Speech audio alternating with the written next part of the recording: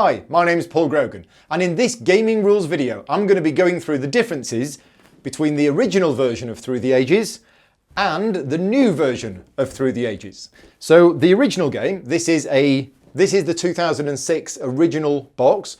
If you've got the old edition of the game, your box might look like this, or it might look slightly different because there's been some graphical changes over the years. However, it's always been the same game.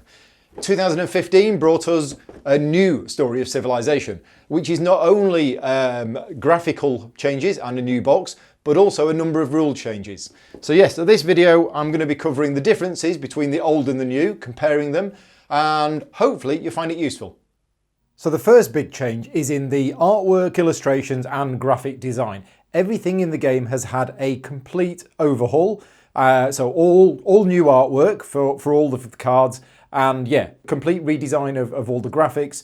So you can see here that the player board has had a redesign, not only with the new artwork, but there's some other little things on here as well. So for example, the cost to build the buildings, the farms and the mines and the urban buildings, is a civil action. So you can see that by the white circle. But the cost to build a military unit, you see the circle's red, that means it costs a military action to build the unit. So it's little things like that which will make the game a little bit more easier to learn and easier to play.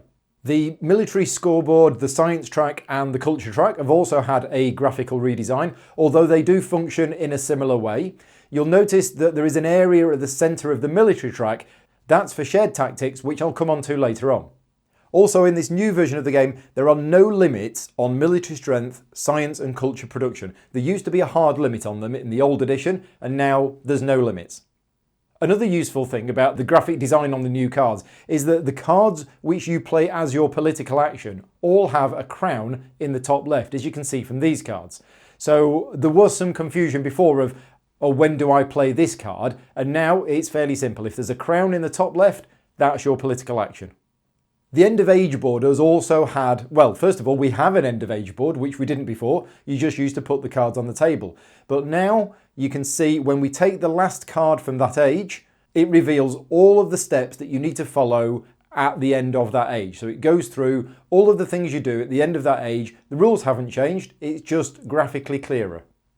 Lots of cards have been rebalanced in this edition. We've used data from thousands of online games to find out which cards were being taken all of the time and which cards were not really taken by the good players at all. A lot of the cards have been rebalanced. The ones which were a little bit too strong have been brought back a bit, and the ones which nobody was taking, they've been made a lot stronger.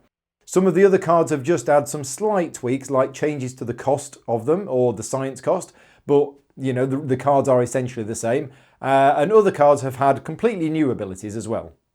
So apart from the graphical overhaul, the military aspect of the game is probably the biggest way it's been changed, and it's been changed in a number of different ways. But basically, the military aspect of the game in the original version, it could get a little bit out of control with very high military strengths, and a player could dominate the game with military, especially in a two-player game. And this was never the real intention of the game.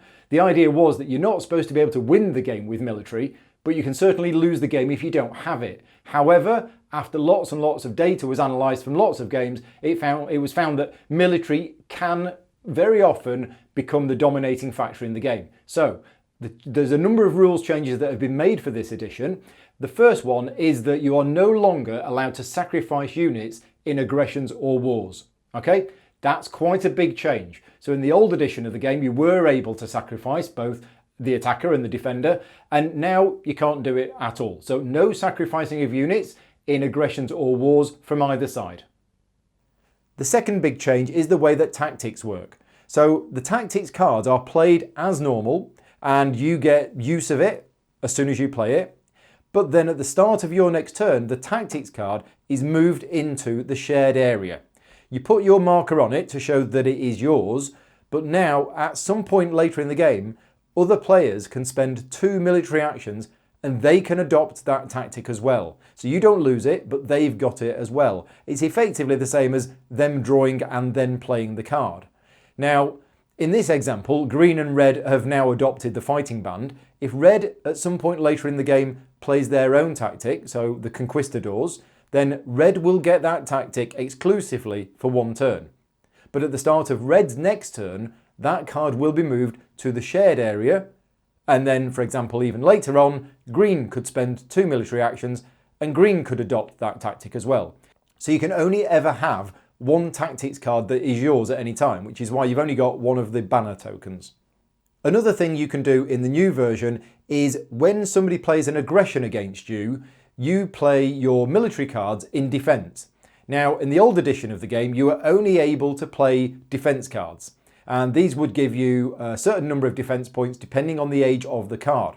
In the new version of the game, you can also discard any other military cards from your hand to give you 1 point of defense.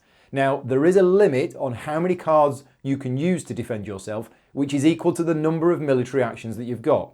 So if you've got 3 military actions, you could use 1 defense card and 2 other cards, for example. If we take a look at the end of turn sequence now, the first thing you'll notice is that the discarding of military cards is at the start and drawing military cards is at the end. Now, they are both outside of the production phase. Now, you skip your production phase during an uprising.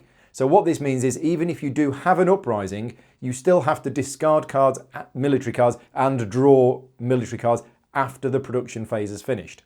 So on to this discarding excess military cards. This used to happen way earlier in the turn. It used to happen straight after your political action. So what you had to do is you did your political action, and once that had been resolved, you would then discard your excess military cards.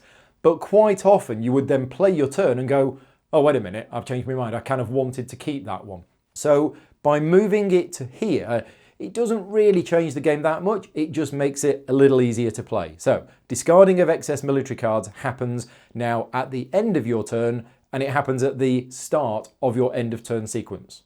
The next thing to mention is corruption, and you'll notice that corruption happens now before production. Well, it's in the production phase, but it happens before food production. It used to happen after resource production. Now, this basically means the game is a lot easier to work out. It's very, very simple to work out whether you're going to be corrupted or not. You no longer have to do the maths in your head to go, oh, right, I'm producing 3 of that, I'm going to spend 2 of that, oh, I'm going to be corrupted. And you might then decide to undo your turn. So now it's really simple. If you see either the -2, the -4 or the -6 at the start of your turn, you know that unless you spend some blue cubes, you're going to be corrupted. So it's a lot easier to work out whether you're going to be corrupted or not.